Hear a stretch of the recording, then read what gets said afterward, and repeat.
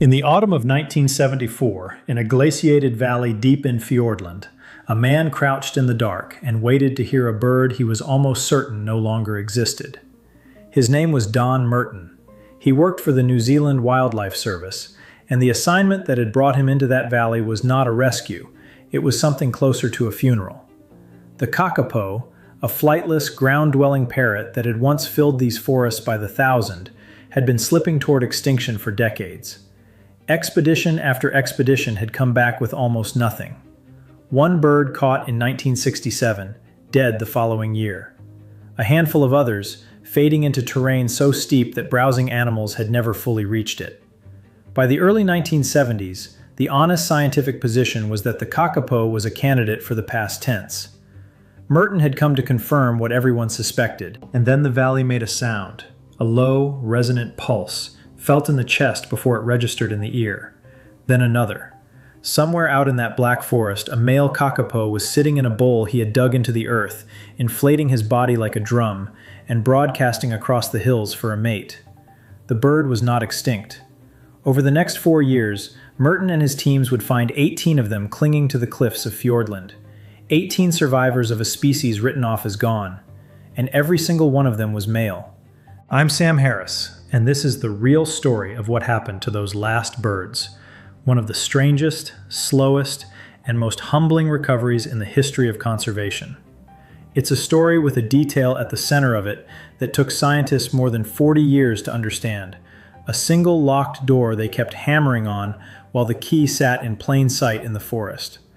I'll get to that door, but hold on to that first image, 18 males booming into the dark for females that, as far as anyone could tell, did not exist anywhere on Earth.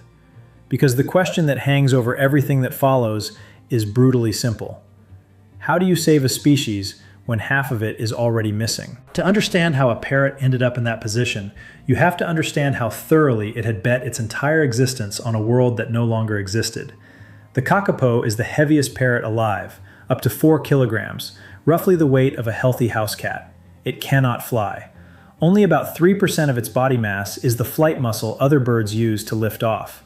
So instead, it walks the forest floor and climbs, beak and feet hauling its bulk up into the canopy, then a clumsy, parachuting glide back down. It is nocturnal. It can live for decades. Some individuals are thought to push past their 80th year. For millions of years, it lived on islands with no ground predators at all, and in that long safety, it shed the one instinct most animals never lose. It stopped being afraid. When a kākāpō senses danger, it does not run. It freezes. It goes utterly still and trusts its mottled green feathers to dissolve it into the leaf litter. Against the predator, it actually evolved alongside. The Haast's eagle, a giant raptor that hunted by sight from above, that stillness was close to perfect. A motionless bird in dappled green is a bird the eagle's eye slides right past. The kākāpō wasn't slow-witted. It was exquisitely, precisely adapted. The problem was that it had adapted to a planet that was about to be replaced. The males developed something else, too, to solve the basic problem of finding each other across rough country in the dark. They lek. Each male clears a network of tracks and digs shallow bowls into the ground, positioned to throw sound outward, and then, night after night, for weeks on end, he sits and booms. That deep pulse can travel kilometers. It was what Merton heard in 1974. And the bird carried a second signal as well, a strong, sweet, oddly specific smell. Rangers who have worked with kākāpō struggle to describe it. They reach for things like sweet musk, wildflowers, beeswax, the inside of an old wooden instrument case. It was the kind of scent a female could follow to a mate across a dark hillside. Then people arrived, and with people came cats, rats, and stoats. And every single advantage the kākāpō had spent millions of years perfecting flipped, all at once, into a fatal weakness. Freezing, instead of fleeing, turned a defense into an invitation. The mammals hunted by smell, not sight, so the camouflage was useless, and that beautiful, far-carrying scent now led the killer straight to the nest. A nest on the ground, full of a bird that would not run. The kākāpō was almost perfectly designed to be eaten by the animals that had just shown up. Across the mainland, it collapsed. By the 1970s, What remained were those few males. High on Fiordland cliffs, the predators had reached last. So Merton's teams kept searching, and the search had one obsessive focus: find a female. For a while, hope came from Stewart Island, the large island off the southern tip of the country, where in 1977, searchers stumbled onto something they'd stopped expecting. A whole population, around 200 birds, booming away in a valley that came to be called Arena Ridge. 200. After the famine of Fiordland, it sounded like salvation. But year after year, the searches there came up empty on the one thing that mattered. They could hear the males. They could not confirm a single female. The breakthrough came in 1980, and it came by accident. A dog, working at the roots of a tree, froze, and underneath, the team found a bird that was visibly smaller and slighter than the males they'd grown used to handling. A female. The first confirmed female kākāpō anyone had laid hands on in something like 80 years. More followed, some on nests, with chicks. The thing everyone had begun to quietly doubt was suddenly, undeniably real. This species could still reproduce. It still had a future. It was not, however, a future anyone could relax into. Because feral cats had reached that Stewart Island population too, and the birds were dying faster than they were being born. Hope and catastrophe arrived in the same decade. There was no longer time to study the kākāpō where it lived. People made the wrenching decision to pick the survivors up, one bird at a time, and carry them to islands swept clean of predators. They had reason to be terrified of getting this wrong, because it had gone wrong before, spectacularly. Back in the late 19th century, a lighthouse keeper named Richard Henry, a man who understood the threat decades ahead of his contemporaries, had moved hundreds of kākāpō by hand to an island he believed was safe. For a few years it worked. Then a single stoat swam the strait. Within a couple of years, his entire colony was simply gone. One animal, one crossing, and a lifetime of work erased. So this time the rule was absolute. Choose islands far from the mainland. Clear them of every last predator, down to the final rat, before a single bird is allowed to set foot on them. And yet, even surrounded by that level of care, the kākāpō still would barely breed, and for a long time, nobody could work out why. This is where the bird begins, quietly, to teach a lesson the people around it did not want to learn. It turned out the kākāpō does not breed every year. It waits. Specifically, it waits for a tree called the rimu, which only every few years floods the forest with its small fruit in what's called a mast. And only when the rimu masts will the female nest. You can offer her anything else. She ignores it and waits. At first, the team assumed this was a simple matter of calories, so they built the perfect supplementary food and fed the birds well. The kākāpō ate it. They got heavier, they stayed healthy, and they still would not nest. The answer didn't arrive until 2015, and it reframed everything. Inside the rimu fruit, researchers found a particular combination of calcium and vitamin D3, a pairing you'd normally expect in animal tissue, not in a plant. For a female who has to build eggs and then raise the chicks entirely alone, with no help from the male whatsoever, that wasn't just nutrition, it was a chemical signal, a green light, written into one specific wild berry, telling her body it was finally time to lay. For years, people had been trying to substitute for that berry without knowing what they were actually substituting for. They were hammering on a locked door.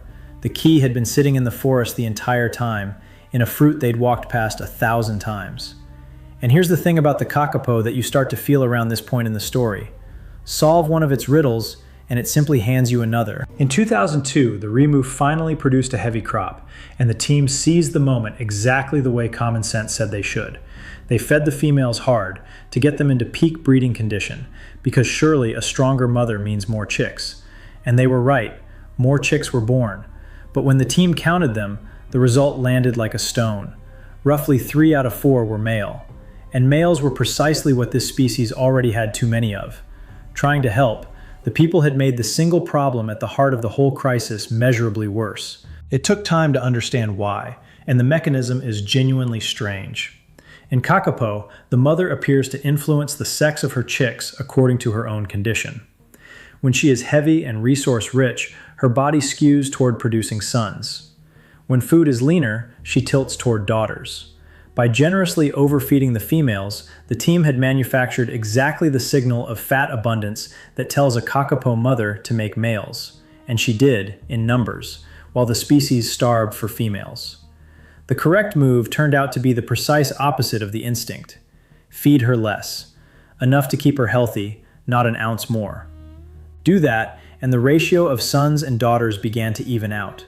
For the first time, people could nudge the balance of who got born simply by adjusting how much the mother ate. Step by painstaking step, it started to work. In the good rimu years, chicks were born and the population climbed, past 100, then up toward 150. But that growth carried a hidden cost written into the bird's own DNA.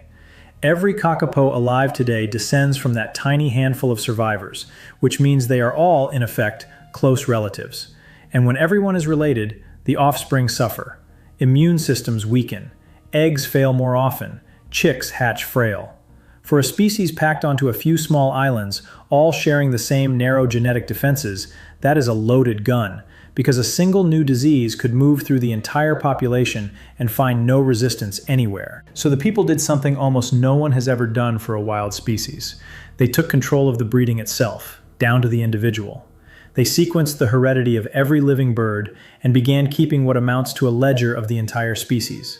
Which male should pair with which female to produce the strongest, least inbred chicks? Whose egg should be quietly moved to another nest?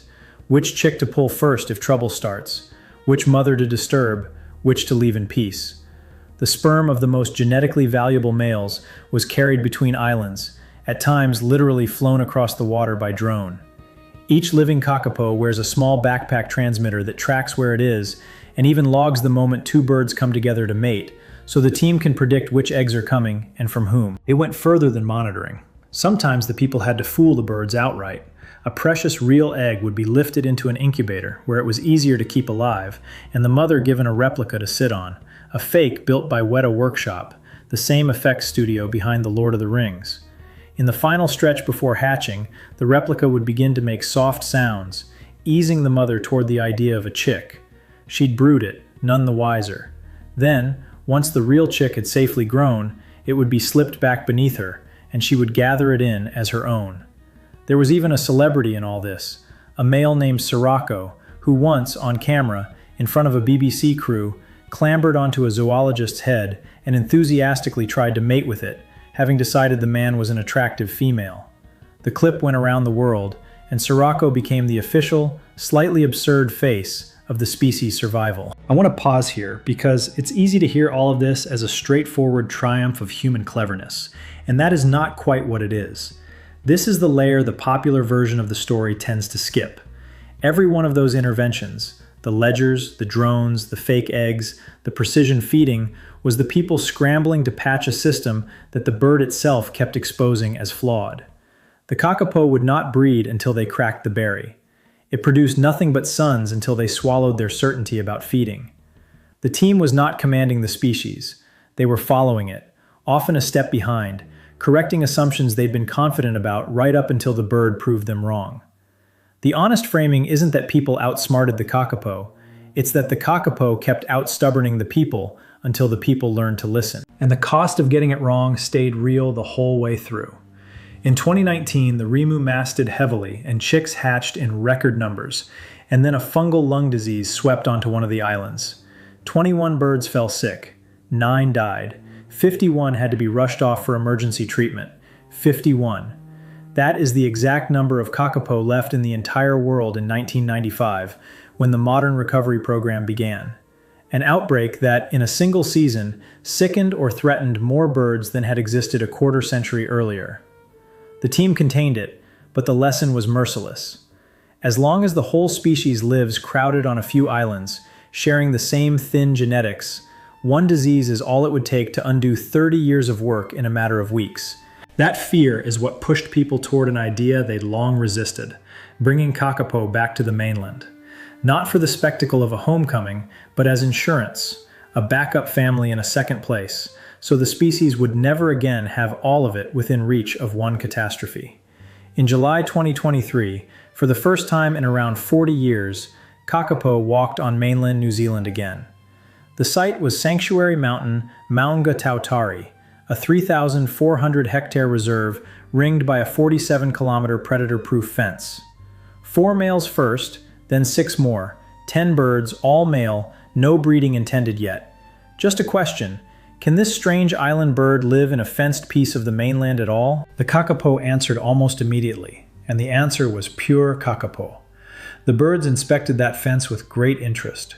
The team had spent roughly 9 months and something like $900,000 armoring it with smooth metal sheets, specifically to stop these expert climbers from scaling it. It didn't matter.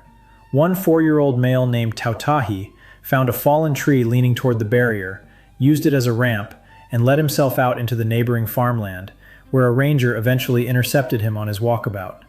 Another, named Elwin, got out so reliably he was once found by a milk tanker driver who came around a bend at night to find a large green parrot sitting in the middle of the road, staring into his headlights. The birds weren't flying over. They were climbing overhanging vegetation and parachuting down the far side, ninja-ing their way out, as the team put it. A new rule had to be written. Escape twice, and you go back to the safety of an island. 7 of the 10 eventually did. 3 settled and stayed, and for the first time in a century, their booming rolled across the mainland night. It kept happening, in every phase of this story. The people would build a system, and the bird would calmly locate the one flaw in it. A flightless parrot, supposedly the most helpless creature imaginable, repeatedly demonstrating that it had no intention of staying where it was put. And then came this year. On the 14th of February 2026, the first chick in 4 years hatched, and behind it came a flood. The rimu had masted at levels the team had rarely seen. Fruiting predictions ran as high as 50 to 60% across the breeding islands, far above the threshold needed to set the birds breeding. 78 females nested. Eggs were laid by the hundred. By early April, the Department of Conservation reported around 105 chicks hatched from 256 eggs, with most of those chicks alive and growing. The previous record, set in that fraught 2019 season, had been 73. This shattered it. From the 51 birds that started everything in 1995, the kākāpō has climbed to well over 200. But the number that actually matters most is quieter. In 1995, there were just 20 breeding females in the entire world. Today, there are 83. After half a century of that first terrible image, 18 males booming into an empty dark, the bottleneck has finally genuinely loosened. The kākāpō has a future, and it has one for a single reason, because people spent 30 years learning to listen to it. Listening about the berry, about the feeding, about what kind of chicks a mother is and isn't ready to raise. Not everyone who carried this lived to see it. Don Merton, the man who crouched in that Fiordland valley in 1974 and heard the impossible sound, died in 2011, before the Great Rebound. And a few months before him, a bird named Richard Henry died too. The parrot named for that 19th century lighthouse keeper, the very last of the old Fiordland bloodline. He lived to roughly 80 years old, and before he went he managed to leave offspring, threading his rare Fiordland genes into the modern population, closing, a century later, the circle that the first Richard Henry had opened on that doomed island. If there's a deeper lesson in any of this, I think it's about what it actually means to save something, and how badly that differs from what we imagine. We picture rescue as mastery, humans descending with superior knowledge to fix a broken creature. This was almost the reverse. For 30 years, the people working with the kākāpō accumulated more and more control over every egg, every pairing, every chick, every gram of food. And the entire arc of the program now bends the other way. The new goal is to give that control back, to ease off the oversight, to let the bird make its own mistakes, fail at its own nests, and run a little wild again. As the population grows, the team is deliberately stepping back, reducing the hands-on management, trying to learn what a self-sustaining kākāpō population, one that survives without people hovering over every nest, would even look like. Success, they now say, can't be measured in chick counts alone. It has to be measured in independence. So come back for a moment to where we started. A man in a dark valley in 1974 sent to confirm an extinction, hearing instead a single low boom and then another. 18 birds, all male, a species that by every law of nature should have ended right there.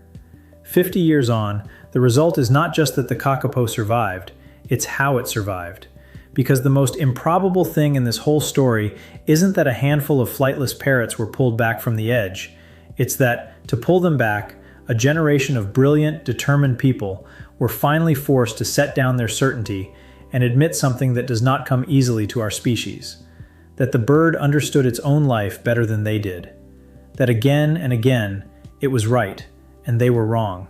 And that saving it meant having the humility to let the kākāpō be the teacher. If this story changed the way you think about what it means to bring a species back, tell me in the comments and subscribe, because the real stories of the wild are stranger, slower, and far more humbling than the headlines ever let on. There are more of them out there than you would ever guess. I'm Sam Harris. Thanks for watching.